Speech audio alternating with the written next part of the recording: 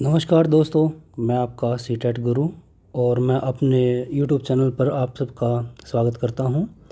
आज हम शुरुआत करेंगे ईवीएस की और ये पहली वीडियो होगी कंटेंट से रिलेटेड, क्योंकि अभी तक तो हमने सिलेबस को डिस्कस किया और एग्ज़ाम पैटर्न को डिस्कस किया। अब हम बात करेंगे ईवीएस की। ओके, ये है पीआरटी के लिए, बच्चों के लिए। तो चलिए आज हम शुरू करते हैं अपनी पहली वीडियो को।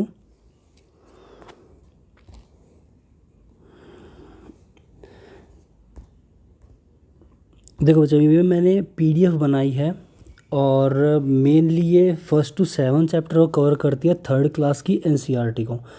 ओके, जो ईवीएस का एग्ज़ाम होता है उसके जो 15 क्वेश्चन होते हैं, 15 के 15 क्वेश्चन एनसीईआरटी बेस्ड होते हैं।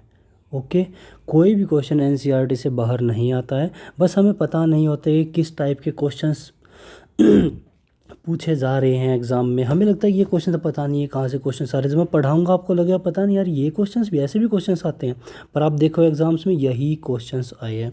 आज हम मेनली फोकस करेंगे हमारे पहले 7 चैप्टर्स को, जिसमें हम बात करेंगे। पहले जो चैप्टर है वो है पूनम डे आउट।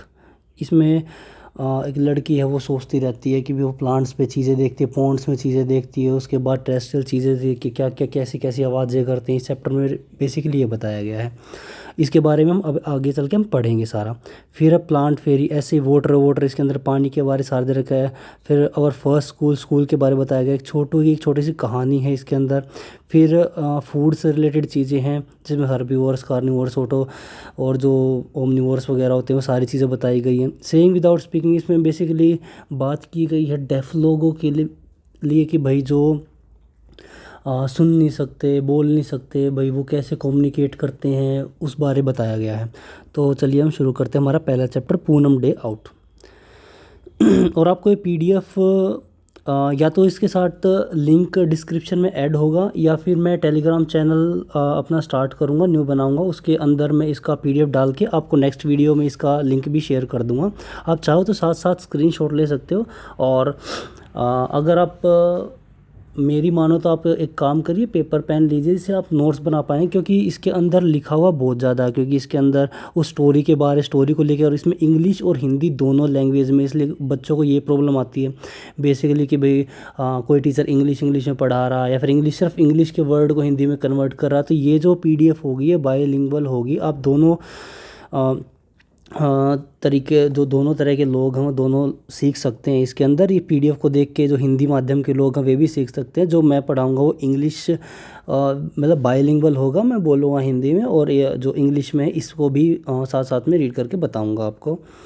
तो इसमें देखते हैं कि एक लड़की होती है पूनम नाम की, वो ऑब्जर्व करती है सराउंडिंग्स में। वो क्या देखती है कि पीजन देखती है, स्क्वेरल्स देखती है, उसके बाद वो काऊ देखती है, मंकी देखती है, बटरफ्लाइज देखती है, ant, parrot, cuckoo on the trees, वो ट्री के ऊपर देखती है। ठीक है, उसके बाद वो कुछ गोट्स देखती है, टोर्टोइज देखती है, केन्स, फ्रॉग, बफेलोज देखती है। ठीक है, वो पॉन्ड के अंदर। अब इसके बाद हम नेक्स्ट चलते हैं, animal use to produce different. अब ये बोलती है कि भाई जो एनिमल्स होते हैं ना, वो डिफरेंट टाइप की आवाज़ें निकालते हैं। हर एनिमल की एक अपनी डिफरेंट वॉइस होती है। और इस पे एक क्वेश्चंस भी आया, और जिसको मैंने हाईलाइट किया है, वो एक क्वेश्चन भी आया कि फ्रॉग कैसी वॉइस निकालता है। तो जिस टाइम पे मैं प्रीवियस ईयर क्वेश्चंस लगा रहा था, जिस टाइम पे ये क्वेश्चन आया, तो मैं सोच रहा था यार ये क्वेश्चंस कहाँ से पूछ रहे हैं, इस टाइप के क्वेश्चन, क्या ऐसे क्वेश्चंस भी किसी बुक में होंगे।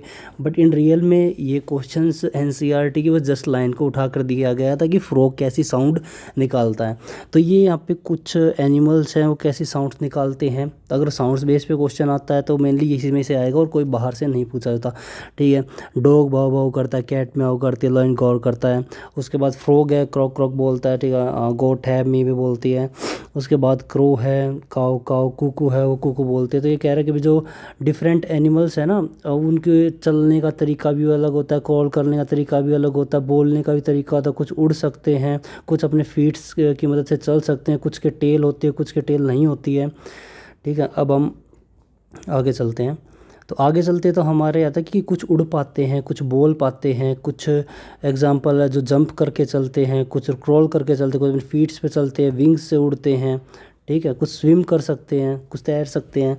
तो कौन कौन से जो हैं वो उड़ सकते हैं, तो जैसे बटरफ्लाई, पीजन और पैरट। इसमें मेनली जो क्वेश्चन होता है वो इस तरह से पूछा जाता है कि आपको बोल दिया जाता है, 4 ऑप्शन दे दिए जाते हैं कि बटरफ्लाई दे दिया आपको, पीजन दे दिया, पैरट दे दिया और एक आपको टर्टल दे दिया, और बोल दिया कि इनमें से कौन कौन से उड़ सकते हैं, या फिर इनमें से कोई एक ओड वन निकालो जिसमें जैसे कि ये 3 तो उड़ सकते हैं लेकिन टर्टल तो नहीं उड़ सकता, ठीक है। तो ऐसे आपको इसमें से एक क्वेश्चन आता है कि ओड निकालने का, या फिर आपसे पूछ सकता है कि हॉप हॉप करके कौन कौन चलते हैं, ठीक है। तो कौन कौन सा, लिजार्ड है, स्नैक है, टर्टल है, वो कौन सा करता है, काव है, बफेलो है, ऑक्स है, हॉप हॉप। हॉप होता है कूद के चलना, ठीक है। तो कूद कौन कौन सकता है, तो कंगारू हो गया, फ्रॉग हो गया, है हो गया, ओके। फिर कैन स्विम, कौन कौन तैर सकता है, ठीक है। तो होगी फिश होगी, फ्रॉग होगी, टॉड्स हो गए हमारे। उड़ कौन कौन सकते हैं, सारे बर्ड्स उड़ सकते हैं, पीजन उड़ सकता है, कुक उड़ सकता है, स्पैरो उड़ सकता है। लेकिन अब मेरे को इसमें से एक क्वेश्चन और एक बार आया है, मेरे को ये बताओ क्या इसमें कोई एक्सेप्शन भी, कोई ऐसा बर्ड है जो उड़ ना सकता हो, कोई बता सकता है? कभी किसी ने सुना होगा कि भाई कोई बर्ड उड़ ना सकता हो, फ्लाइटलेस बर्ड बोलते हैं हम उसको, ओके। एक फ्लाइटलेस बर्ड होता है ऑस्ट्रिच। आपने नाम सुना होगा ऑस्ट्रिच के बारे में। मैंने इसके अंदर फ़ोटोज़ की ऐड नहीं की, अगर मैंने ऐड की होती तो मैं आपको ज़रूर उसकी पिक दिखा पाता, अगर इसके बीच में आता है तो मैं आपको दिखाऊंगा ज़रूर। एक ऑस्ट्रिच बर्ड होता है जिसका जो एग भी होता है सबसे बड़ा एग होता है, और वो बहुत तेज़ भाग सकता है, ओके, सबसे तेज़ भागने वालों में से होता है, और वो फ्लाइटलेस बर्ड होता है, ठीक है। उसके बाद है किन किन के पास फीट होते हैं, तो काव के पास है, गोट के पास है, बियर के पास है। उसके बाद टेल किस किस के पास होती है, मंकी और काव और बफेलो, इनके पास टेल भी होती है, ओके। अच्छा, एक बार कई बार क्वेश्चन पूछ लेते हैं कि टेल, एक एनिमल को टेल लगाई क्यों गई है। एक को बार क्वेश्चन आया था, इस एग्ज़ाम में तो नहीं आया, वो दूसरे एग्ज़ाम में आया था। तो बस आ सकता है, कोई पूछ सकता है नॉर्मली, क्योंकि इसका आंसर भी नॉर्मल सा ही है। तो कोई बता सकता है, कोई बच्चा कभी सोचा कि एक एनिमल के पूंछ क्यों लगाई गई है। तो बेसिकली वो उसका वेस्टिजियल ऑर्गन नहीं है। कई लोग सोचते हैं कि फालतू में लगा रखी है, बस वैसे ही लगा दी भगवान ने सोचा कि चलो लगा दो। ज़रूरी नहीं होता है कि जो चीज़ हो वो फालतू ही हो। एनिमल्स के लिए बहुत यूज़फुल चीज़ है। पूंछ से बेसिकली वो 2 काम करता है। एक तो चलते वक्त उसकी बॉडी का जो ओरिएंटेशन होता है, और एक जो स्ट्रक्चर, उस चीज़ को वो स्थिर रखता है, ओके। उनको चलने में भी वो मदद भी करती है। दूसरा वो काम करती है, उनके शरीर के ऊपर मक्खी बैठी होती है, या फिर कोई भी ऐसा जीव होता है, क्योंकि भाई एक आप काऊ ही ले लो, काऊ अपने पैर से अपना वो खुजा थोड़ी ना सकती है, और अपने नीचे पार्ट तो खुजा सकती है, लेकिन ऊपर वाले पीछे वाले पार्ट कैसे, कि भाई कोई एनिमल बैठ जाता है उनके पे, भाई कई इंसेक्ट्स होते हैं वे लग जाते हैं उन्हें, भाई खुजली उनको भी होती है, तो भाई वो क्या करते होंगे यार। तो वो अपनी जो पूँछ होती है उसको, देखा आपको, मक्खी को उड़ाने के लिए दाएं बाएं करते हैं, जिससे वो मक्खियाँ उड़ा सकते हैं, ओके। तो उनके लिए बहुत यूज़फुल थिंग होती है, उनके लिए कोई ये नहीं है कि वो वेस्टिजियल ऑर्गन है। चलो अब हम आगे बढ़ते हैं।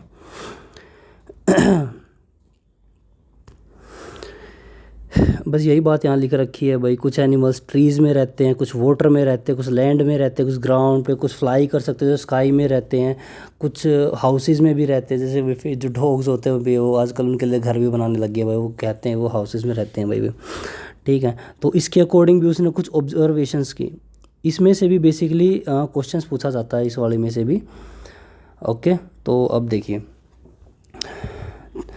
जो ब्रांचेस पे रहते हो तो मेनली बर्ड्स ही रहते होंगे, ब्रांचेस पे रहते हैं, तो पैरेट है, क्रो है, मंकी है। उसके बाद बात करते हैं जो लीव्स पे रहते हैं, इंसेक्ट्स होते हैं, ग्रास होपर, कैटरपिलर। ये नाम याद करने बहुत ज़रूरी है भाई। कभी ये सोचे यार ये तो नॉर्मल सी कोई ईवीएस की बुक से पढ़ा है भाई, इसी से क्वेश्चन आ रहे हैं, कोई अलग से क्वेश्चन नहीं आते हैं उसके अंदर। मेनली क्वेश्चन सारे जितने भी आते हैं वो यहीं से आते हैं।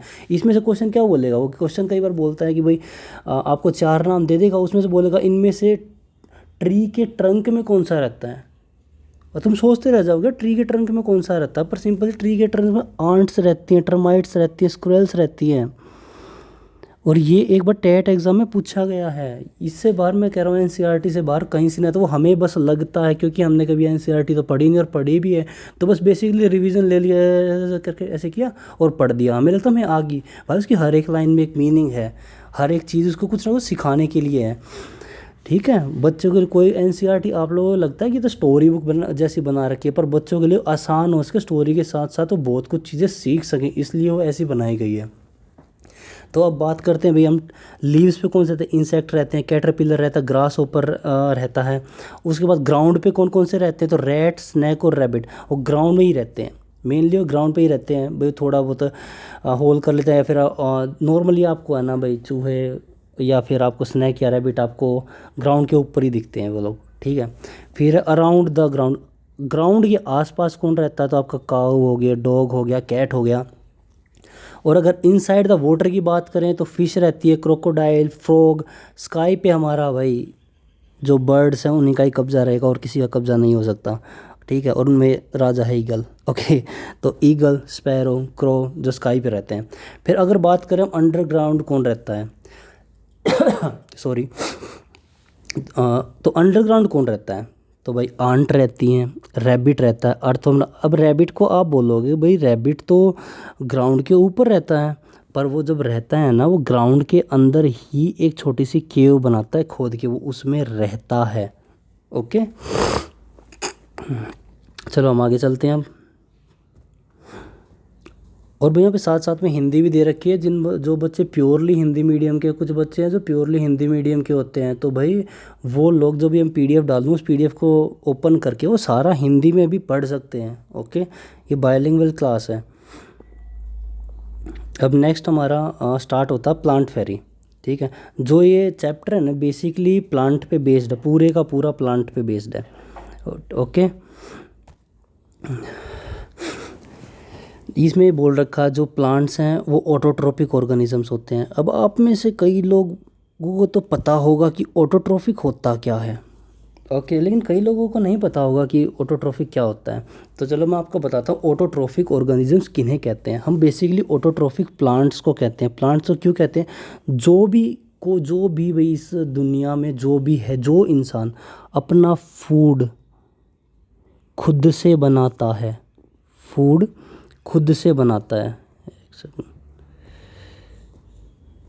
जो भी है वो फूड खुद से बनाता है तो है वो ऑटोट्रोफिक। वो अपना खाना खुद से बना सकता है, उसे किसी की भी ज़रूरत नहीं होती है। और यहाँ लिख भी रखा है सिंथेसाइज वोन food by the process of photosynthesis.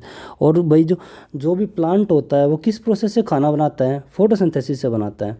अब देख लीजिए इसके अंदर आपके 3 क्वेश्चंस को कवर कर दिया गया है। अब किसने सोचा था एक ही पैरे से 3 क्वेश्चंस आते होंगे, नहीं सोचा था ना, क्योंकि एनसीईआरटी बहुत बारीक चीज़ है। और ये वीडियो थोड़ी सी लंबी हो सकती है, क्योंकि और हो सकता है इस वीडियो को मैं 2 पार्ट्स में शूट करूँ, क्योंकि भाई बहुत लंबी होने वाली है ये वीडियो, ओके। इसके बाद इसके अंदर एक्सेप्शन होते हैं जो पैरासिटिक प्लांट्स होते हैं। देखो प्लांट्स, सारे प्लांट्स ऑटोट्रोफिक नहीं होते हैं, कुछ पैरासिटिक प्लांट्स होते हैं जो कुछ पैरासिटिक होता है, कुछ सैप्रोफिटिक्स होते हैं जो अपना खाना खुद नहीं बना सकते, वो किसी और चीज़ को कंज्यूम करके अपना फूड को लेते हैं। जैसे कि आपने सुना होगा वीनस ट्रैप सुना होगा एक, और एक होता है अमर बेल का नाम सुना होगा। अमर बेल अपना खाना खुद नहीं बना सकती। एक वो बेल येलो कलर की बेल होती है जो प्लांट्स के ऊपर कई बार देखा होगा जाला टाइप में कि येलो कलर का बड़ा जाल बन जाता है, वो उस प्लांट को सुखा देता है, तो वो एक पैरासिटिक प्लांट है वो, ठीक है, जो किसी दूसरे प्लांट को नुकसान पहुंचा के या उसकी एनर्जी को कंज्यूम करके अपनी लाइफ स्पेंड करता है, ठीक है। उसके बाद इसमें क्या रखा कि भाई आप प्लांट्स का कहाँ कहाँ यूज़ करते हैं, तो भाई हम फूड में खाना खाने के लिए बिना प्लांट्स तो भाई हम जी ही नहीं सकते हैं, ठीक है। फर्नीचर, जितना फर्नीचर सारा वुड का बना सब कहाँ से आएगा, प्लांट से आएगा। मेडिसन्स हैं भाई 90% मेडिसिन प्लांट बेस्ड होती हैं, सिर्फ 10% होती हैं जो माइक्रोब बेस्ड होती हैं, पर माइक्रोब बेस्ड भी जो होती हैं वो भी होती प्लांट बेस्ड ही हैं, क्योंकि microbe 90% grow with the help of plant ही करवाए जाते हैं, ओके। चलो हम आगे चलते हैं। उसके बाद हम बात करेंगे प्लांट्स की और उनकी पार्ट की, जैसे कि ये होगा कहाँ कहाँ यूज़ होते हैं, कहाँ का क्या आता है वो इसमें बताया गया है। आपने ये क्वेश्चन भाई लिख लो, 99% पूछा जाता है, इससे बेस्ड कुछ ना कुछ तो आएगा ही आएगा, ओके। सबसे बड़ी चीज़, मलेरिया का ड्रग कौन सा होता है? क्यूनिन। क्यूनिन होता है, और वो कहाँ, कौन से ट्री से पाया जाता है? सिनकोना। सिनकोना जो ट्री होता है, सिनकोना कहाँ से, और ये प्राप्त कहाँ से है? सिनकोना कहाँ से प्राप्त, मतलब जो मलेरिया का ड्रग होता है, जब हम देखा होगा भाई, मलेरिया जो होता है फीमेल मॉस्किटो के काटने के कारण होता है। तो आप एक बात बताओ, जो उसकी जितनी भी मेडिसिन है वो उसमें यूज़ होता है एक केमिकल जिसे बोलते हैं क्यूनिन। Okay, quinine. और कहाँ से वो एक्सट्रैक्ट किया जाता है? तो वो किया जाता है बार्क ऑफ सिनकोना प्लांट। छाल होती है ना, जो इस प्लांट की छाल होती है, उससे एक्सट्रैक्ट किया जाता है जो क्यूनिन होता है, और उससे बनती है मलेरिया की ड्रग, जिसे हम टैबलेट फॉर्म में जिन मरीज़ों को मलेरिया हो जाता है उनको दिया जाता है। पहले के ज़माने में जिनको मलेरिया, डेंगू और चिकनगुनिया हो जाता था उनकी 100% डेथ होती थी। पर आज के टाइम हमारे पास जब से क्यूनिन टैबलेट हमारे पास आने लगी हैं, तब से उनकी जो डेथ रेट है वो बहुत कम हो गई है, और ये प्लेटलेट्स को कम नहीं होने देती है। ओके, तो पहली चीज़ तो हम करें सिनकोना प्लांट। सिनकोना प्लांट से क्या मिलता है? क्यूनिन मिलता है। ठीक है, क्यूनिन की किस लिए चाहिए होता है? हमें मलेरिया का ड्रग बनाने के लिए चाहिए होता है, जिससे हमारी टैबलेट्स बनती हैं। फिर टबैको ट्री। टबैको ट्री का जो पर्पज़ होता है वो एक तो रिलीजियस पर्पज़ के लिए यूज़ किया जाता है टबैको का। भाई हम कई बार जो शिवरात्रि वगैरह होते हैं उस पर भाई भगवान को चढ़ाते भी, चढ़ावा भी चढ़ाते हैं, उसमें भी इसका प्लांट का रिलीजियस यूज़ किया जाता है। एक इसे ड्रग भी बनता है, जो तंबाकू होता है उससे, जो भाई कई लोग जो कंज्यूम करते हैं इस ड्रग को, कई भाई इस चीज़ से मेनली मेडिसिन्स ही बनाई जाती हैं। ठीक है, उसके बाद आपका बीटल आ जाता है। बीटल हम रिलीजियस पर्पज़ के लिए भी यूज़ करते हैं, खाने के लिए भी यूज़ करते हैं, बहुत पवित्र माना जाता है इसको। फिर है सेंटलम, इससे ऑयल और परफ्यूम बनता है। ये क्वेश्चन आया है भाई, इसको तो एक तो ये और एक ये, इसे तो भाई मोस्ट इम्पोर्टेंट करके लिख लीजिए। तो मोस्ट इम्पोर्टेंट है ये दोनों मोस्ट इम्पोर्टेंट है। आप प्रीवियस ईयर क्वेश्चंस भी लगाओगे ना, उसमें भी ये पूछे गए हैं। ठीक है, और गेसेंटलम हम ऑयल और परफ्यूम बनाने के लिए, जैस्मिन और लेवेंडर ये भी परफ्यूम के लिए यूज़ होता है, और लेग्यूम्स और ग्रेन्स हम फूड और बेवरेजेस के लिए यूज़ करते हैं। Ginger, turmeric, cinnamon, clove, saffron, cumin, सब स्पाइसेस आप लोग घर में खाना बनाते वक्त इनका यूज़ भी करते होंगे, और आपने पहले भी नाम भी सुने भी होंगे। इसकी NCERT की हर लाइन में क्वेश्चन है, किसी भी चीज़ को आप नॉर्मल लेके नहीं चल सकते। इसके अंदर हर एक लाइन में आप देख रहे हैं ना, ये एक ही चैप्टर चलो, चैप्टर के अंदर लाइन वैसे की वैसे उठा के, मैंने कोई ऐड नहीं कर रखी इन लाइंस को। फिर यहाँ पे बात करी गई है जीरोफाइट और हेरोफाइट जो प्लांट्स होते हैं उनके बारे में। जीरोफाइट प्लांट्स हम किन्हें बोलते हैं? जो प्लांट्स डेजर्ट में पाए जाते हैं। ओके, जो प्लांट्स डेजर्ट्स में पाए जाते हैं। आपने क्वेश्चन है ना, कई बार ये क्वेश्चन पूछा जाता है कि वाटर वाले प्लांट्स को क्या बोला जाता है, और डेजर्ट में जो प्लांट पाए जाते हैं ना उनको क्या बोला जाता है। तो जो वाटर वाले होते हैं वो तो होते हैं हाइड्रोफाइट्स। ओके, जो यहाँ पे लिख रखा है, और जो डेजर्ट वाले होते हैं वो तो जीरोफाइट्स। याद रखना, डायरेक्ट क्वेश्चन पूछा जाता है इससे कि भाई वाटर में कौन सा पाया जाता है, तो हाइड्रोफाइट प्लांट्स बोलते हैं उनको। जो डेजर्ट में पाए जाते हैं उनको हम जीरोफाइट प्लांट्स बोलते हैं। और अगर हम बात करें डेजर्ट में कौन कौन से प्लांट पाए जाते हैं जिन्हें हम जीरोफाइट्स कहते हैं, कैक्टस हो गया, एक ऑस्ट्रेलियन ओक हो गया, खेजरी हो गया। अब इन दो ये है ना, कैक्टस और खेजड़ी, इसका तो आप बहुत ज़्यादा, इसका आगे आगे जैसे जैसे NCERT में जाओगे ना, बहुत ज़्यादा एक तो पूरा चैप्टर आएगा खेजड़ी ट्रीज़ पे, पूरा चैप्टर, पूरी मूवमेंट हुई थी इसके ऊपर। वो हम आगे जो चैप्टर आएगा उसके अंदर पढ़ेंगे, जो इसके और ऑस्ट्रेलियन ओक्स होते हैं, इसके अंदर क्या वाटर कहाँ स्टोर होता है, इस पर पूरे चैप्टर आएंगे, इसलिए बहुत मेन है ये जीरोफाइट। फिर हम हाइड्रोफाइट प्लांट्स की बात करते हैं, तो ये मेनली अगर पानी में रहते हैं तो नॉर्मल सी चीज़ें, पानी में हमेशा देखो नमक की मात्रा अच्छी खासी होती है। ठीक है, तो एक तो हो गया शाल्ट बूस हो गया, ठीक है, गॉड ग्रास हो गया, बबूसा हो गया, ठीक है, बाबूसू, क्या बोलेंगे इसको, बाबूसू। ओके, तो ये नाम ज़रूर याद रखना। उसमें सीधा सीधा पूछते हैं, 4 ऑप्शन दे देंगे उसके अंदर, आपको एक तो दे दिया शाल्ट बुश दे दिया, और 4 दे दिया आपको, कोई 3 दे दिया और कोई, तो आपको उनमें पूछ लेगा हाइड्रोफाइट प्लांट कौन सा है, तो आपको शाल्ट बुश। होंगे सारे एनसीईआरटी से, बाहर से कुछ भी नहीं आता, वो बस हमें लगता है क्योंकि हम पढ़ते हैं ना, तो हम बस जय जय जय जय जय करके पढ़ जाते हैं और फिर हमें लगता है कि एनसीईआरटी से बाहर, तो यार क्या क्वेश्चन पूछ दिया इन्होंने। ठीक है, उसके बाद आते हैं एपिफाइट्स। ठीक है, अब बात करते हैं हम एपिफाइट्स की। तो जो प्लांट अदर प्लांट्स पे ग्रो करते हैं उन प्लांट्स को बोलते हैं हम एपिफाइट्स। ठीक है, जैसे ऑर्चिड हो गया हमारा, स्पेनिश मोस हो गई, ये दूसरे प्लांट्स पे ग्रो करते हैं हमेशा। मतलब एक प्लांट होगा उधर और दूसरे उसी के ऊपर एक नया प्लांट उगने लग जाएगा। ठीक है, कई जगह हमने मोसेस लगे देखे होंगे। फिर आते हैं मीजोफाइट प्लांट। ठीक है, जो ऑप्टिमम कंडीशन, आपको किसी भी क्लाइमेट में उग सकता है ये प्लांट।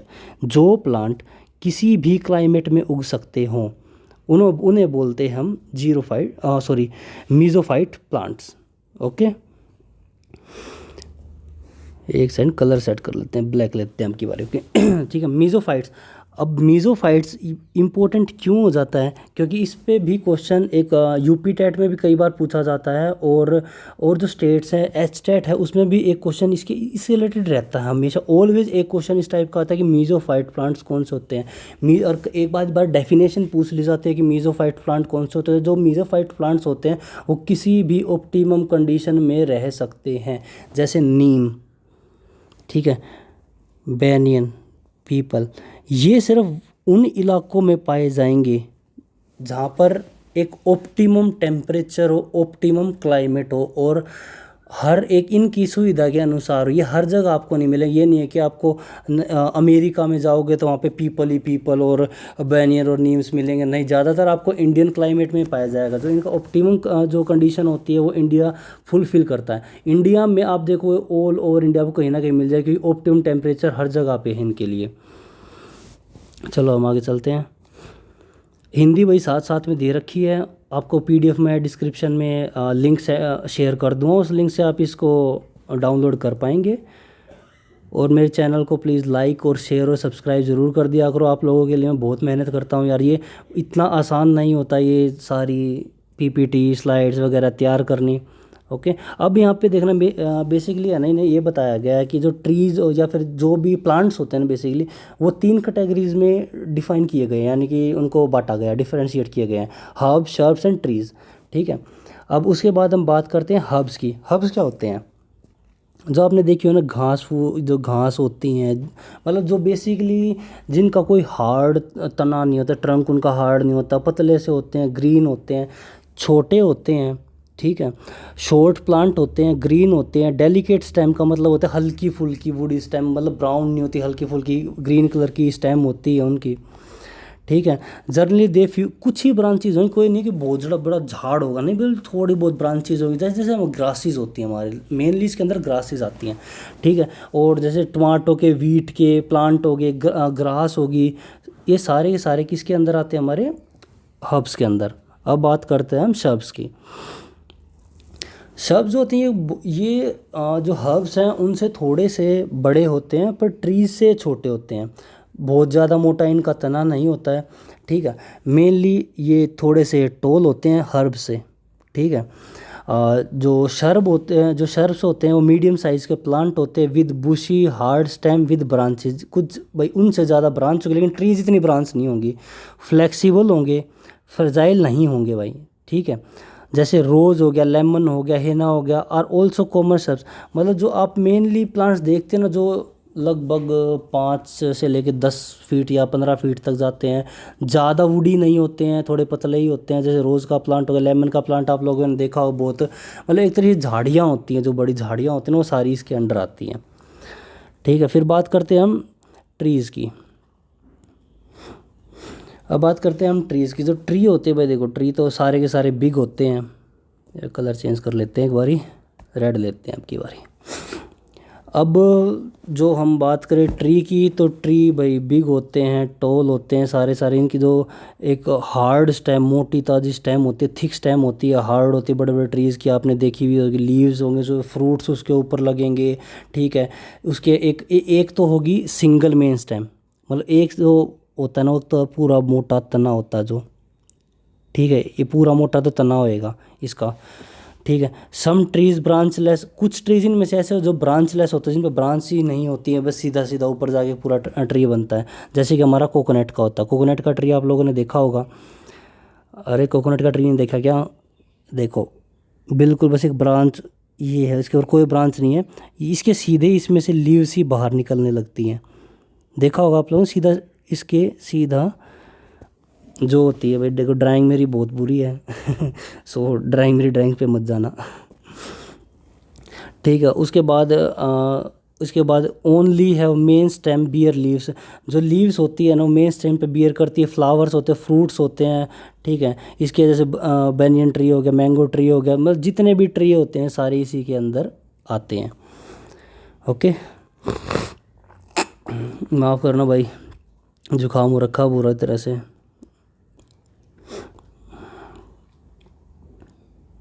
इसके अलावा है ना कुछ ऐसी तरह के भी प्लांट्स होते हैं, ना तो वो हर्ब्स होते हैं, ना वो श्रब्स होते हैं, ना वो ट्री होते हैं।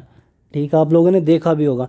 जैसे हम बात करेंगे इस कैटेगरी में दो तरह के आते हैं, एक तो क्लाइंबर आते हैं, एक क्रीपर आते हैं। ठीक है, मतलब इनके पास खुद की स्टेम नहीं होती, मेन स्टेम नहीं होती है, बस बहुत पतले से होते हैं ये। जैसे हमारे क्लाइंबर्स की हमारी बात करते हैं अभी आप पे, आपने देखा भी होगा, आप रिलेट भी कर पाओगे। ओके, क्लाइंबर्स क्या होते हैं? इनका एक तो वीक स्टेम होती है, बिल्कुल पतली सी होती है, बिल्कुल ही पतली सी स्टेम होगी, इसी पे से लीव्स निकली हुई होंगी। ठीक है, और इनके पास है ना एक स्पेशल चीज़ होती है, वो है टेंड्रिल्स। आप लोगों ने टेंड्रिल्स देखे भी होंगे। टेंड्रिल्स होते हैं एक स्टेम पे, सॉरी,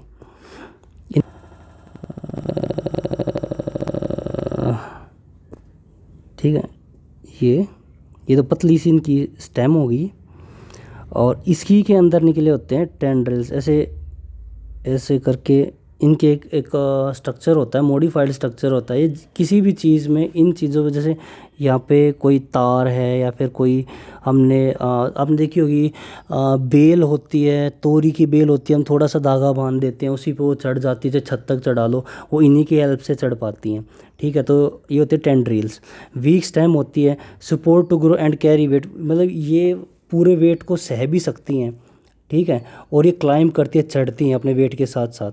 इसके अंदर होता है, ये किस चीज़ का यूज़ करते हैं? टेंड्रिल्स का। ये मैंने आपको बता दिया, इनके अंदर लगी होती है टेंड्रिल्स। क्लाइंब करने के लिए किसका यूज़ करते हैं? टेंड्रिल्स का।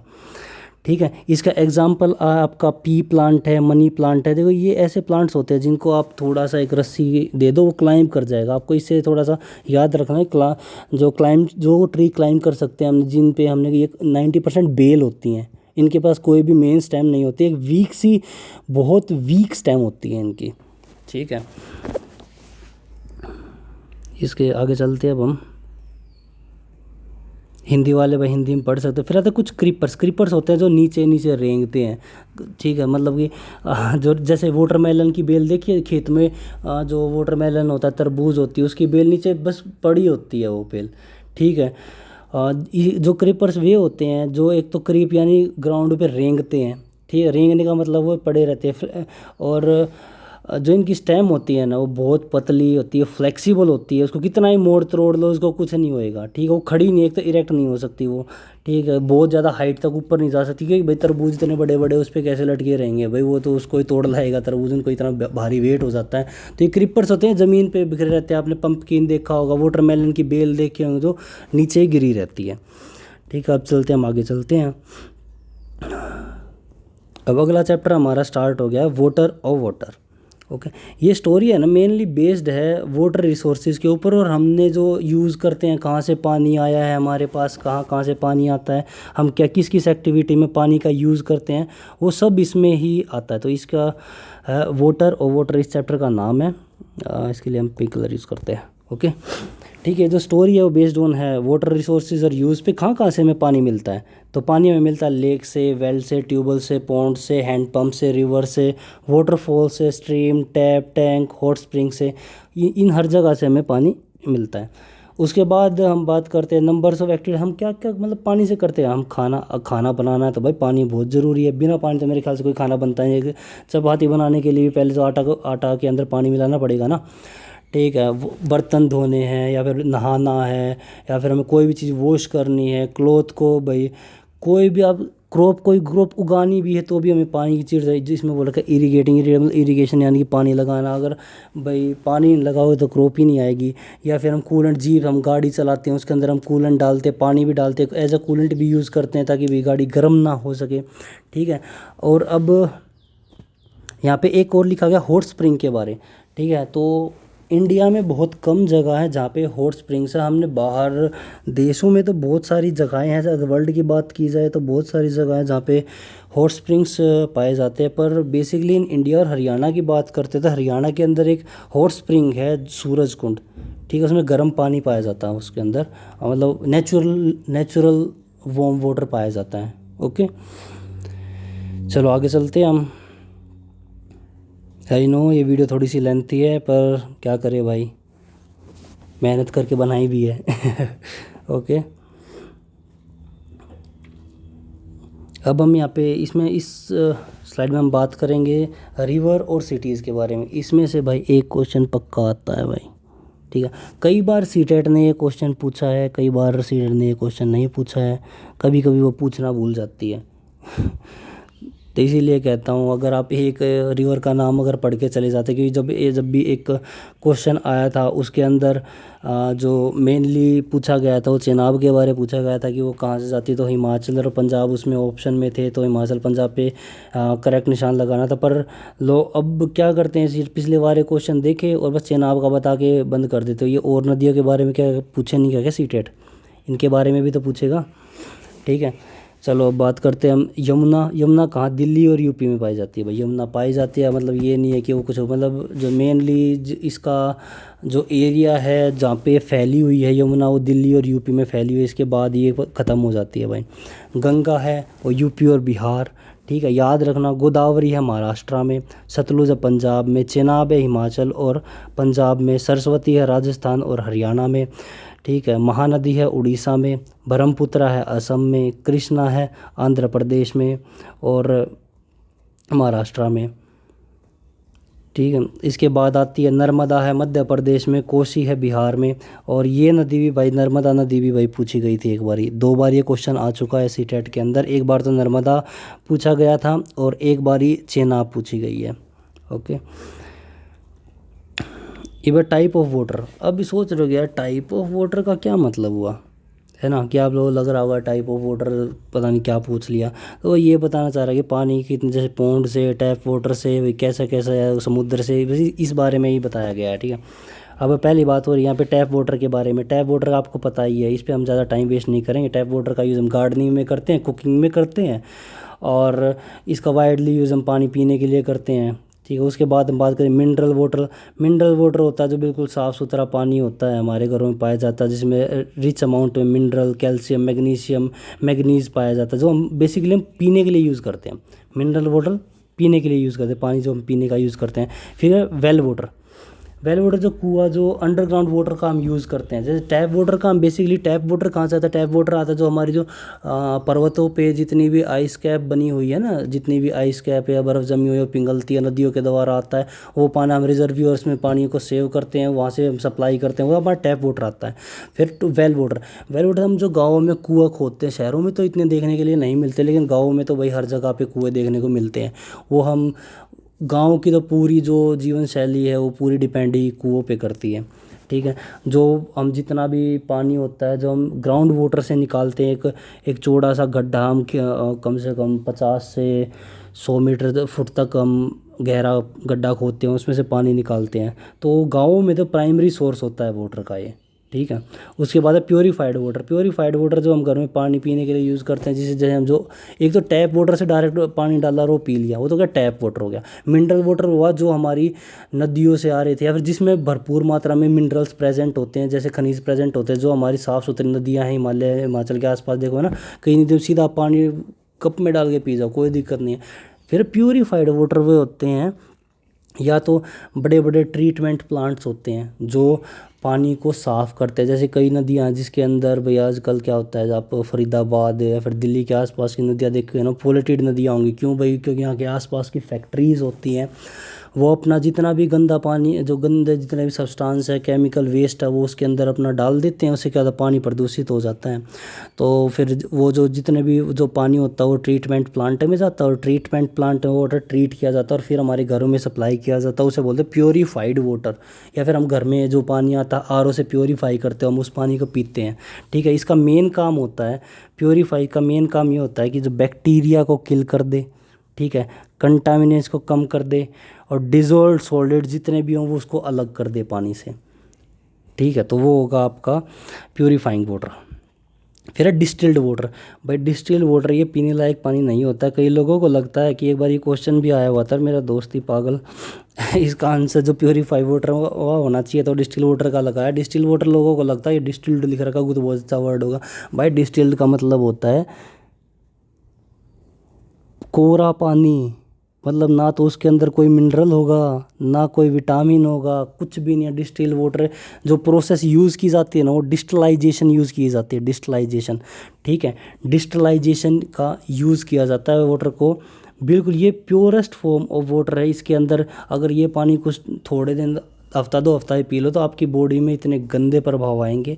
तो ये कोई अच्छा पानी नहीं होता है। ये रिवर्स ऑस्मोसिस का हम इसमें इस्तेमाल तो करते हैं। पहले जो हमारा प्योर वाटर होता है, डिस्टिलाइज्ड वाटर, मतलब ये कभी भी, एक तो पीने के लिए ये लिख भी रखा है इसने लाइन, ये मैंने अभी देखी, ये मैंने लगता है ध्यान से पढ़ा नहीं मैंने भी तो भाई ये देखो, ये not recommended for drinking water. इसको कभी भी पीने के लिए यूज़ करने के लिए रिकमेंड नहीं किया जाता, क्योंकि एब्सोल्यूट फॉर्म है, बिल्कुल जीरो है इस वाटर के अंदर। कोरा पानी है ये, कोरा, बिल्कुल कोरा पानी। आप समझते हैं हम पानी क्यों पीते हैं? जिससे हमारे अंदर मिनरल्स आते हैं, हम इसलिए पीते हैं। विटामिन्स आते हैं, मिनरल्स आते हैं। हम हमारे शरीर की 90% जो मिनरल्स होते हैं वो वाटर से मिलते हैं। अगर हम डिस्टिल वाटर पीने लग जाएं और उस वाटर की जगह पे, तो क्या होगा, हमारे शरीर के अंदर है ना डेफिशिएंसी क्रिएट हो जाएगी। अगर किसी भी चीज़ की डेफिशिएंसी तो अच्छी होती नहीं है। ठीक है, बिल्कुल कोरा पानी, उसको हम बोलते हैं डिस्टिल्ड वाटर। अब हमारा नेक्स्ट चैप्टर स्टार्ट करते हैं, फैमिली और फर्स्ट स्कूल। देखो आप लोगों ने सुना भी होगा, हम बीएड में पूरा सुनते भी है, एक प्राइमरी क्लास का बच्चा होता है। अब वो प्राइमरी तो 3 साल का बच्चा जाके बैठता है ना, 3 साल का ही बच्चा जाके वो भाई 3 साल तक तो कहीं प्ले स्कूल में जाता है, या फिर कि स्कूल से पहले टीचर कौन होते हैं? माता और पिता होते हैं। वो अपनी फैमिली से ही सब कुछ, अपनी वैल्यूज़, अपने मोरल्स, अपनी लैंग्वेज तक वो सेटल अपने घर से करके आता है।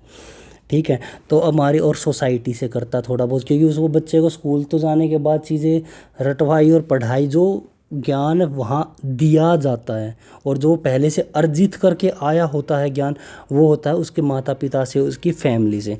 तो अगर हम बात करें family teach us how to live in a society, all type of good and bad thing related to society.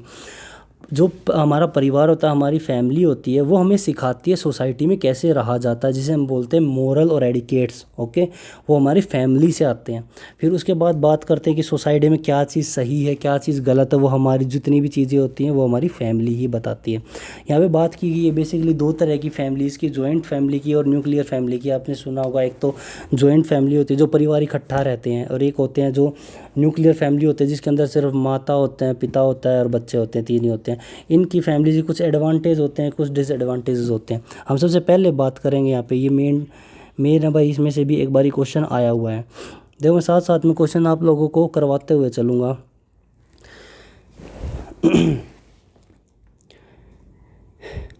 अब हम बात करते हैं भाई जॉइंट फैमिली की। ठीक है, सबसे पहले हम जॉइंट फैमिली की बात करें, जिसके अंदर जॉइंट फैमिली मतलब कि जिसके अंदर भाई दादा भी हो, दादी भी हो, कज़न, ब्रदर, सिस्टर, मतलब बेसिकली हम ज़्यादा बड़ी तो क्यों सोचे, हम इतना ही सोच ले कि जिस फैमिली में दादा और दादी होंगे ना, एक ही, जिस फैमिली में दादा और दादी एक ही घर में रह रहे हो, ये नहीं है कि भाई दादा दादी तो गाँव में रहते, हम अलग रहते। जो अलग रहते हो न्यूक्लियर फैमिली है भाई।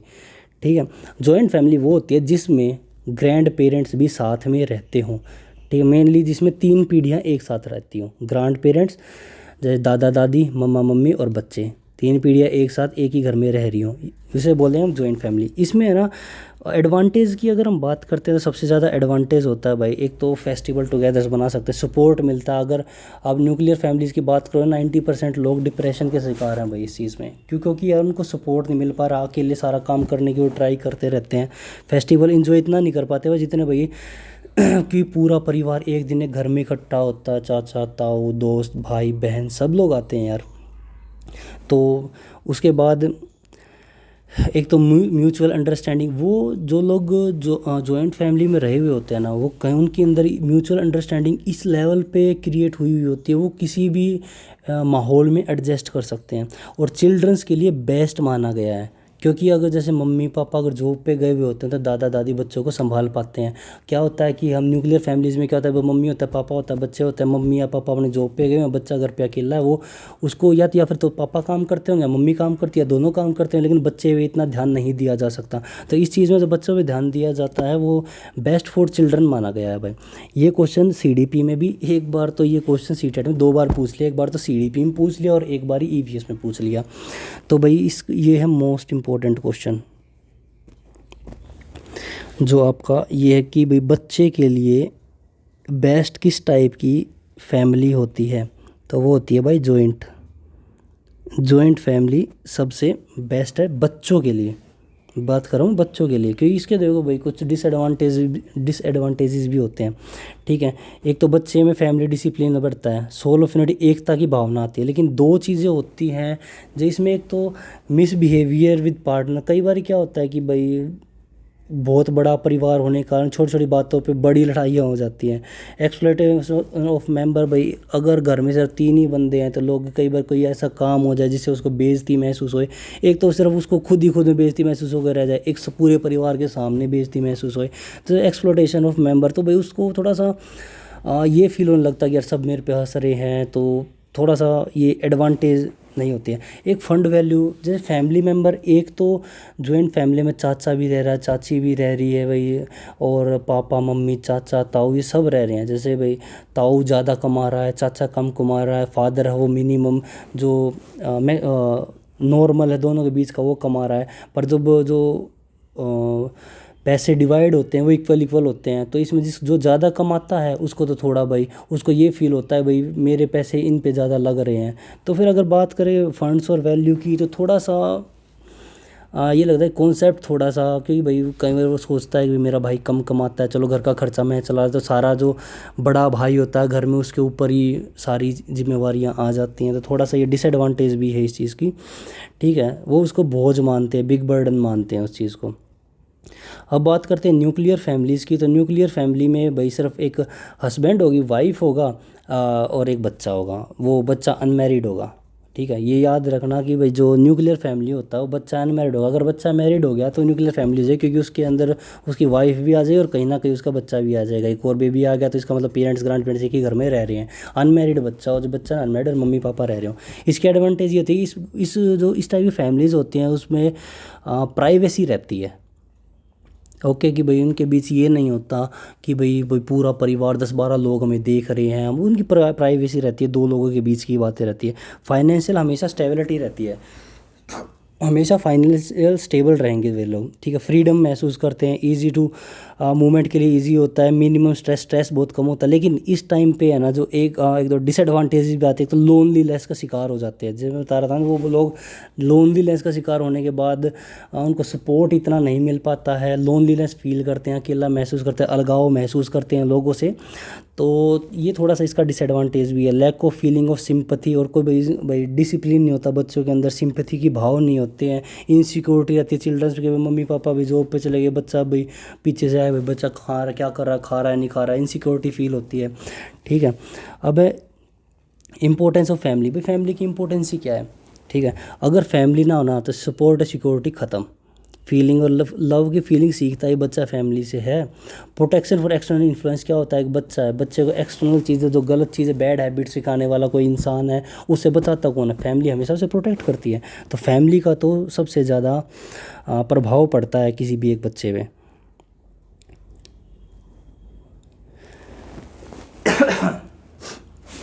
अब भाई हमारा नेक्स्ट चैप्टर है इसके अंदर छोटूज़ हाउस।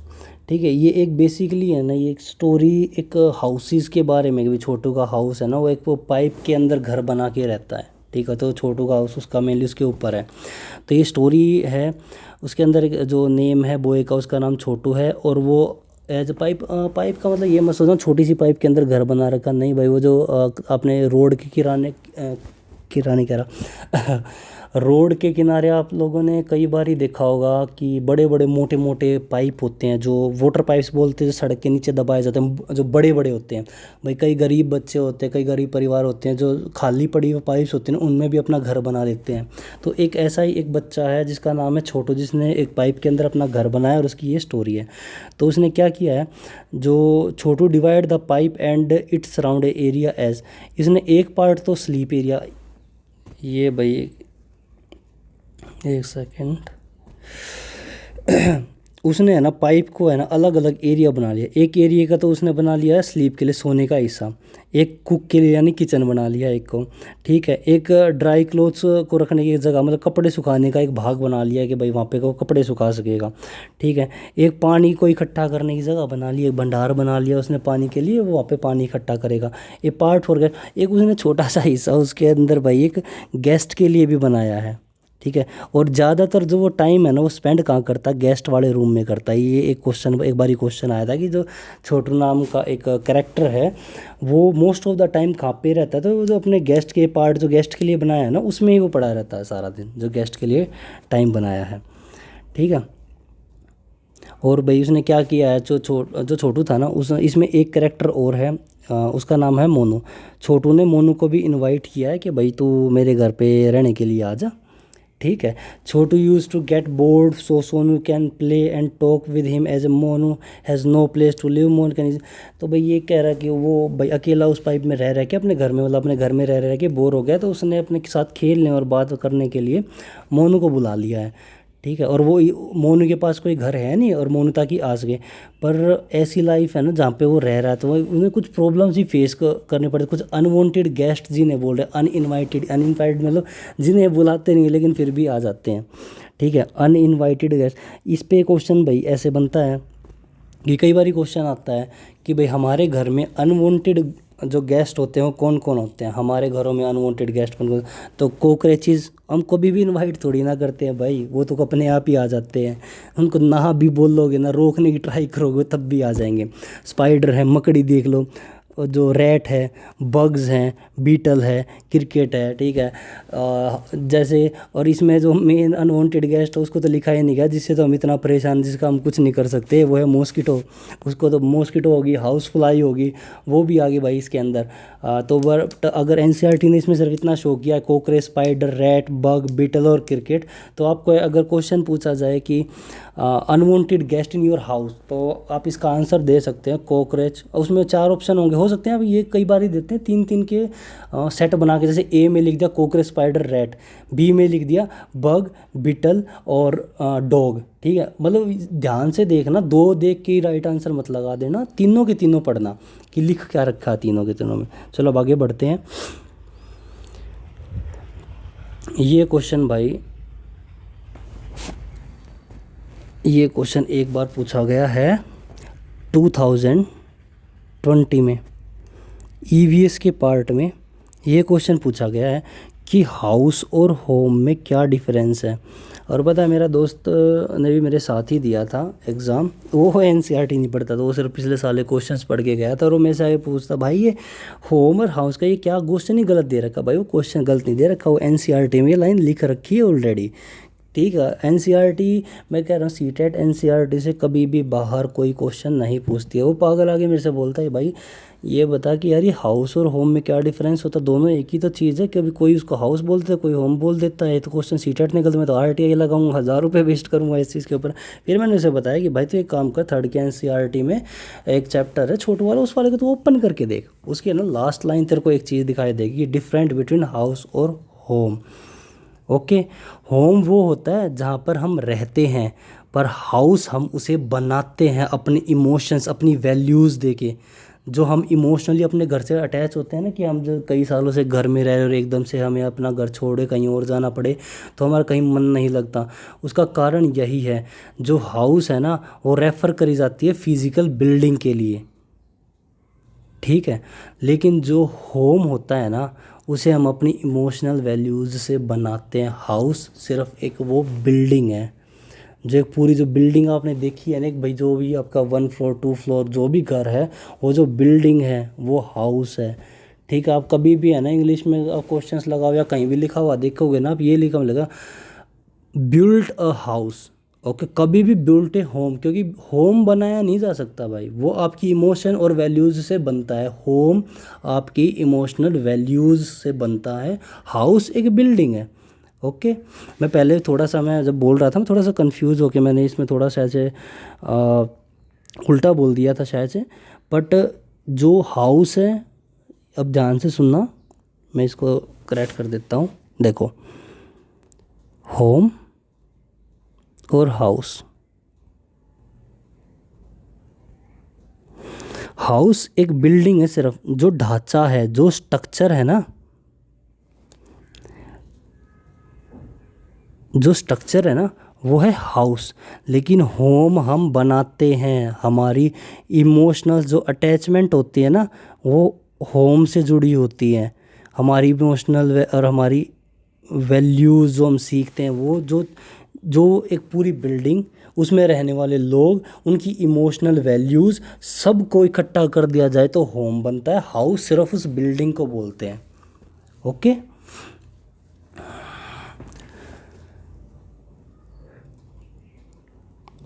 अब उसके बाद आता है भाई, आई नो ये वीडियो थोड़ी सी लंबी होगी है, बट सिलेबस तो कवर करना है भाई। अब चाहता तो ये जो क्वेश्चन है, मेन पॉइंट है, सिर्फ ये बता के मैं इस वीडियो को आधे घंटे में ख़त्म कर देता, पर इसमें मेरा कुछ फ़ायदा है तो नहीं ना। मेरा तो कोई फ़ायदा है नहीं, मैं तो सीटेट क्लियर कर चुका हूँ भाई। तो अब आप लोग कर सको इसके लिए मैं मेहनत कर रहा हूँ, उनकी क्रीम निकाल रहा हूँ। ये भी क्रीम है सीटेट में, और जो लंबी लंबी स्टोरीज़ लिख रखी हैं ये तो फिर भी उसको अलग कर दिया भाई मैंने, ठीक है। इसमें चीज़ें, अभी ये जो चैप्टर है ना, बेसिकली हम क्या क्या खाते हैं उस पर बोला गया है इसमें भाई। वो फसलों के बारे में है सारा का सारा भाई। इसमें जो मेन चीज़ है ना, एक सेकंड, ओके, जो ये वाला पार्ट है ना,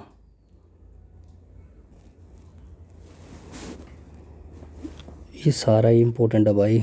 इसमें से तुम आपको कुछ भी इम्पोर्टेंट नहीं बोल सकता है, तो पूरा का पूरा इम्पोर्टेंट है। इसमें से हर जगह ऐसे क्वेश्चन होते हैं, गारंटीड आते हैं, पूरे के पूरे में से भी कहीं से भी क्वेश्चन आता है भाई, कहीं से भी। मोस्ट इम्पोर्टेंट पार्ट है ये तो बच्चे लिख लो, आएगा इस बार भी क्वेश्चन आएगा, हर बार आता है, हर बार आया है ये क्वेश्चन, ठीक है। चलो हम पढ़ते हैं इसको आगे।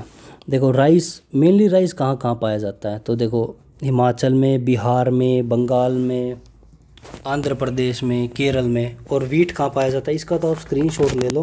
देखो, अगर एक दिन इसे याद करने बैठोगे ना तो आप लोग पूरा इसको याद नहीं कर पाओगे, तो इसके लिए आप एक काम करो, इसका स्क्रीनशॉट ले लो। दिन में सिर्फ एक बारी आप इसको पढ़ लिया करो, एक बारी की रीडिंग लगानी है। उस रीडिंग, वो जो रीडिंग है वही काफ़ी है इसके लिए। तो आप क्या करेंगे, इसका एक स्क्रीनशॉट ले लेंगे और आप इसको बस डेली सिर्फ एक नज़र से आपको पूरे का पढ़ना है, ठीक है। ये पूरा है, ये पूरा चैप्टर ही थोड़ा सा इम्पोर्टेंट है, क्योंकि इसके अंदर फूड्स के बारे बता रखा, कौन से स्टेट में कौन सा फूड खाया जाता है, कहाँ क्या पाया जाता है, वो सारी चीज़ें। तो राइस के लिए मेनली होता है हिमाचल, बिहार, बंगाल, आंध्र प्रदेश और केरला में सबसे ज़्यादा राइस पाया जाता है। और राइस प्रोड्यूसिंग भी नहीं बोला जाता, सबसे ज़्यादा राइस वहीं प्रोड्यूस की, इनका ऑप्टिमम टेम्परेचर, ऑप्टिमम क्लाइमेट जो राइस के लिए जो हिमाचल में, बिहार में, बंगाल में, आंध्र प्रदेश और केरला में, और वो कहीं नहीं है, ठीक है। वैसे हरियाणा और पंजाब में भी काफ़ी मात्रा में राइस पाया जाता है, पर अगर आपका क्वेश्चन पूछा जाता है तो भाई एनसीईआरटी ने सिर्फ ये लिख रखा है राइस हिमाचल प्रदेश, बिहार, बंगाल, आंध्र प्रदेश, केरला, ठीक है। इसके अंदर आप लोग ये मत सोचने बैठ जाना कि भाई यूपी में भी तो बहुत राइस होता है, भाई पंजाब में भी, हरियाणा में भी, ठीक है। तो आप लोगों को एनसीईआरटी के हिसाब से चलना है। आप लोगों के क्वेश्चंस इसीलिए गलत हो जाते हैं क्योंकि आप उसमें अपनी बेसिक नॉलेज को यूज़ करने की ट्राई करते हो। पर भाई एनसीईआरटी जो भी क्वेश्चन पूछता है, अगर आप किसी भी क्वेश्चन पे बाद में आरटीआई भी लगाते हो ना, जब सीटेट का पेपर हो जाता है, तो आप उनको भेजते हो कि देखो यहाँ पे लिखा रखा हरियाणा पंजाब में भी और यूपी में भी चावल भरपूर मात्रा में पाया जाता है, तो वो एनसीईआरटी आपको रेफरेंस सेंड करता है कि कृपया अगर अपनी एनसीईआरटी की बुक पढ़ लें। हम पहला आंसर एनसीईआरटी को माना जाएगा, तो आप कृपया पहले एनसीईआरटी को ही पढ़ें और किसी चीज़ पे इतना ध्यान ना दें। अब बात करते हैं हम राइस की, तो राइस हिमाचल, बिहार, बंगाल, आंध्र प्रदेश और केरला। वीट की बात करते हैं तो पंजाब, उत्तर प्रदेश, दिल्ली, जो हमारा मध्य प्रदेश और राजस्थान। फिर आते हैं मेज़, उत्तर प्रदेश, पंजाब, राजस्थान, महाराष्ट्र। मिलेट है राजस्थान, मध्य प्रदेश और पंजाब। ओके। अब यहाँ पे एक ये क्वेश्चन भाई आपको थोड़ा सा अलग लगेगा, पर ये क्वेश्चन पूछा जाता है ये वाला। आप इस क्वेश्चन को नेट पे डालोगे तो ये दिखा देंगे कि ये दो क्वेश्चन तो भाई आपको दो बार तीन बार पूछा गया है एग्ज़ाम्स में। ठीक है, तो ये बोल रहा है कि हांगकांग में एक डिश है जो स्नैक से बनती है, उसको बोलते हैं लिंग हुन फन। क्या बोलते हैं? लिंग हुन फन। और ये क्वेश्चन 2020 में इस तरह से पूछा गया था कि स्नैक से स्नैक सांप से बनी होती है, वहाँ के लोग सांप खाते हैं, बहुत भाई वहाँ की फेमस डिश है ये लिंग हुंग फंग डिश। ठीक है, लिंग हुंग फन। आप फन से याद रखना, फन ये तो है तो फैन। ठीक है, इससे याद रखना फन, और फन सांप का फन होता है ना, सांप का फन स्नैक। इस तरह से शॉर्ट ट्रिक आप याद कर सकते हैं, सांप का फन। ओके, फन जिसमें आएगा यानी फैन, FEN फैन। ठीक है, लिंग होंग फैन। ये हांगकांग के लोग, वहाँ के हांगकांग के लोग क्या खाते हैं? स्नैक खाते हैं, और उनकी फेवरेट डिश है लिंग होंग फैन। ठीक है, ये मत कहना भाई ये क्या बता रहे हो सर, ये रियल चीज़ है भाई। ये क्वेश्चन आए हैं जो लोग पूछते हैं ना, हमारे तो पता नहीं यार, जीके पूछने लगे भाई, वो जीके नहीं है, NCERT है वो। Okay. Mostly part of India में क्या होता है? Mustard oil. अपने भाई उत्तर भारत में लगभग मस्टर्ड ऑयल यूज़ किया जाता है, आप सभी लोगों को पता होगा। जो नॉर्थ इंडिया से अपने हरियाणा, पंजाब, दिल्ली, राजस्थान जो यूज़ करते हैं, यहाँ पे ज़्यादातर मस्टर्ड ऑयल यूज़ किया जाता है। वहीं बात करते हैं हम गोवा, केरला, तमिलनाडु, साउथ दिल्ली, साउथ जितना भी पूरा साउथ इंडिया है, जिसमें बहुत गोवा, केरला, तमिलनाडु, कर्नाटका, ये सारे आ जाते हैं, वो ज़्यादातर कोकोनट ऑयल का यूज़ करते हैं, क्योंकि उधर भाई कोकोनट ज़्यादा मिलता है।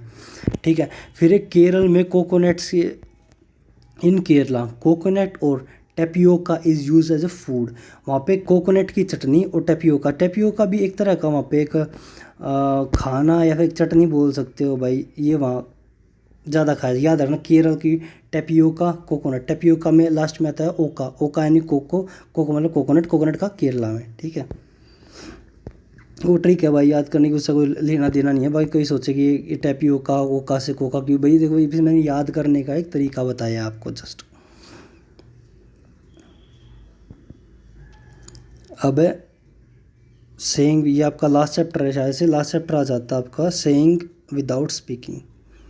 ठीक है, बिना बोले बात लोग कौन करता है? जो भाई बोल नहीं सकता है, डेफ है, जो भाई स्पेशल चाइल्ड है। ओके,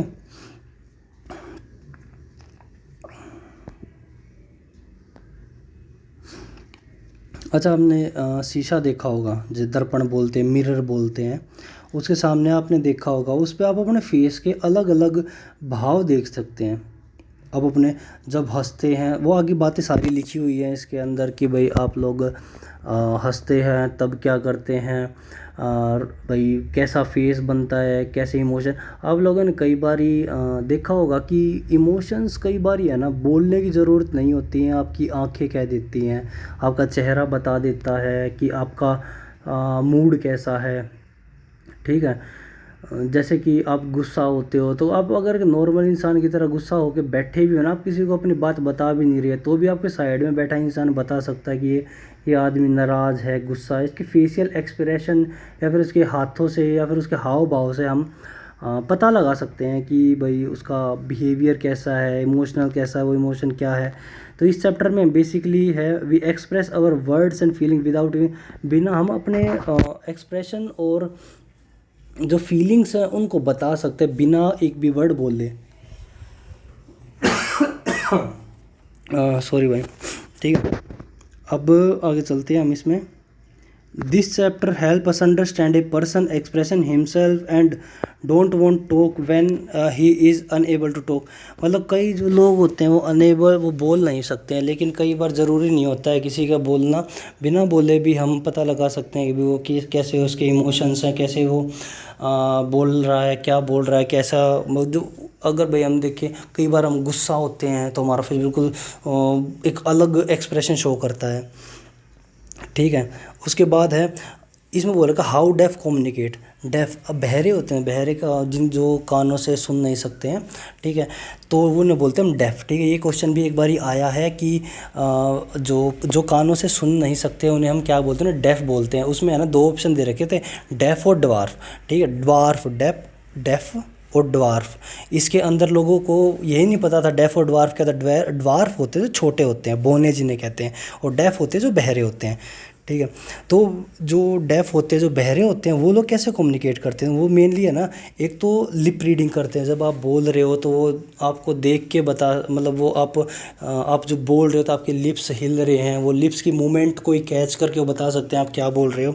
एक वो साइन लैंग्वेज का यूज़ करते हैं कि भाई जो डेफ लोगों की उनकी एक स्पेशल साइन लैंग्वेज होती है, ठीक है, वो उसको समझ सकते हैं। फिर हाउ डम कम्युनिकेट, ठीक है। गूंगे, डम होता है गूंगे, याद रखना इन 3 वर्ड्स के बीच में डिफरेंशिएट करना आना चाहिए, डेफ, डम और ड्वार्फ। ड्वार्फ यानी बोलने, डेफ यानी जो सुन नहीं सकते, डम जो बोल नहीं सकते, जिन्हें हम गूंगे बोलते हैं। वो लिख कर और वो भाई वो बोल नहीं सकते, लिख तो सकते हैं, पढ़ भी सकते हैं, मुंह से उच्चारण नहीं कर सकते, पर वो बोल तो सकते हैं, मतलब सॉरी बोल नहीं, पढ़ तो सकते हैं, और साइन लैंग्वेज से अपनी बात को बता भी सकते हैं, ठीक है। उसके बाद हमारी कुछ होते भाई कि हम हैप्पी हैं तो हमारा क्या होता है, हमारा जब हम हंसते हैं तो हैप्पी होते हैं तो हम स्माइल करते हैं, तो जो लाइंस होती है ना, एक तो हमारी आइज़ के जो पास में होता है वो लाइंस इकट्ठे होती है क्योंकि हम हंस रहे होते हैं। कई बार आप हंसते हो, अपना चेहरा हंसते हुए मिरर के अंदर देखना, आपके जो साइड में लाइंस हैं, जो आँख के साइड में लाइंस पड़ जाती हैं, ठीक है। उसके बाद जब आप सैड होते हैं आपका मुंह लटक जाता है, जो माउथ लटका लटका सा होता है। जो एंगर होता है आपके आईब्रोज ऊपर होती हैं, ठीक है। जब डरे हुए होते हैं तो जो आपका मुंह थोड़ा वाइड होता है, माउथ थोड़ा ओपन होता है, जब आपको ये लगता है कि यार पता नहीं, उस टाइम पे आपको ये फील ही नहीं होता आपकी आप किस अवस्था में बैठे हैं, ठीक है। तो ये कुछ साइंस कह सकते हैं हम इनके कि भाई हम जान सकते हैं आगे वाला जो भी इंसान है वो कैसे, उसके फेशियल एक्सप्रेशन से पहचाना जा सकता है, ठीक है। उसके बाद आता है, कितना हो रह गया भाई, हाँ लास्ट है भाई ये, तो we can talk through dance as well. हम डांस से भी कुछ ना कुछ बोल सकते हैं। कैसे बोल सकते हैं, कम्युनिकेट कर सकते हैं, क्योंकि हर एक चीज़ का एक महत्व होता है। मतलब कुछ ना कुछ फीलिंग या तो अपने हाथों से या अपने फेस से कोई ना कोई फीलिंग को कन्वे करता है, ठीक है। और इसके अंदर है ना 2 वर्ड आते हैं, मुद्रा और भाव, ठीक है। मुद्रा जो हम हाथों से और पैरों से जो भी चीज़, जो डांस की जो स्टेप होते हैं जो करते हैं, होती है मुद्रा, और भाव होते हैं जो हमारे फेशियल एक्सप्रेशन, ओके। जो एक्सप्रेशन शो करते हैं वो भाव होते हैं, और जो हम जो स्टेप्स करते हैं, हर एक चीज़ का एक मीनिंग होता है जो हम स्टेप कर रहे होते हैं, तो उसे बोलते हैं मुद्रा, ठीक है। तो आई होप आपको मेरी ये वीडियो पसंद आई होगी। इस वीडियो को आप लाइक करें, जितना हो उसके शेयर करें, और सीटेट के फ्री कंटेंट इस पे आपको प्रोवाइड करवाया जाता है, और पूरी एनसीईआरटी आपको बहुत 1 घंटे में आपके 7 चैप्टर करवा दिए गए हैं, वो भी उनकी जो मेन क्रीम है उसके साथ। तो मेरी बहुत मेहनत लगी है। जितना हो उसके इस वीडियो को शेयर करें, लाइक करें, सब्सक्राइब करना ना भूलें मेरे चैनल को। धन्यवाद। आपका दिन शुभ रहे।